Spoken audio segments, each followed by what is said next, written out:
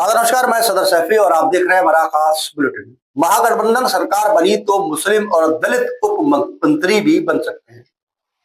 बिहार विधानसभा चुनाव के ठीक पहले तेजस्वी यादव ने एक ऐसा बयान दिया जो राज्य की राजनीति में जातिगत समीकरणों को एक नया आकार दे सकता है। तेजस्वी ने एक इंटरव्यू में पुष्टि की है कि यदि महागठबंधन सत्ता में आया तो राज्य में एक से अधिक उप मुख्यमंत्री होंगे, जिसमें मुस्लिम समुदाय और दलित समुदाय के प्रतिनिधित्व सुनिश्चित किया जाएगा। जब मुस्लिम उप मुख्यमंत्री की संभावना पर सवाल पूछा गया तो तेजस्वी ने साफ किया कि मुकेश सहनी इकलौते उप मुख्यमंत्री नहीं होंगे। विभिन्न समुदाय से अन्य मुख्यमंत्री भी बनेंगे। हम सबको साथ लेकर चलेंगे और हर किसी को उचित प्रतिनिधित्व मिलेगा।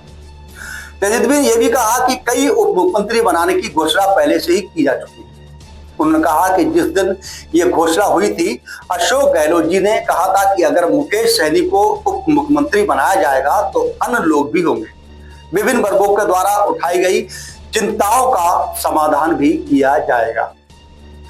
तेजस्वी की यह घोषणा न केवल मुस्लिम वोट बैंक को मजबूत करने की रणनीति का हिस्सा लगती है, बल्कि आरजेडी की परंपरागत मुस्लिम यादव यानी MY छवि से इतर समावेशी राजनीति की कोशिश भी। आरजेडी ने अल्पसंख्यकों, ओबीसी, ईबीसी और यहां तक के अगड़ी जातियों को भी प्रतिनिधित्व दिया है। इंडिया टुडे के राजदीप देसाई के लिए विशेष साक्षात्कार में तेजस्वी ने दावा किया था कि इस बार टिकट वितरण में आरजेडी और महागठबंधन ने ही अल्पसंख्यकों को सबसे ज्यादा सीट दी है। बता दें आपको कि बिहार की जनसंख्या में मुस्लिम समुदाय का हिस्सा लगभग 17% है, जो चुनावी परिणामों को प्रभावित करने के लिए पूरी तरह से क्षमता रखता है।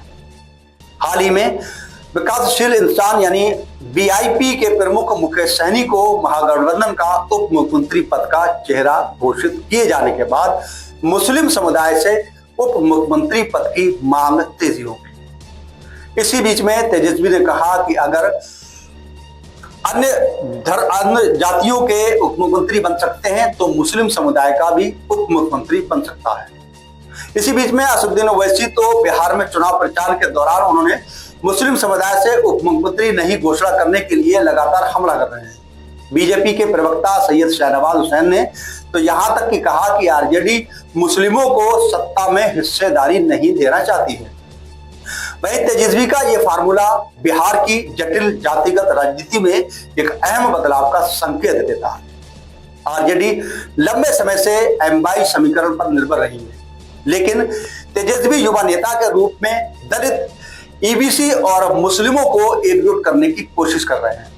मुकेश सहनी को उप मुख्यमंत्री बनाने का ऐलान पहले ही ईबीसी वोटरों को मजबूत कर चुका है। अब मुस्लिम, दलित और उप मुख्यमंत्री का वादा महागठबंधन को बयाकत तक अपील भी दे सकता है।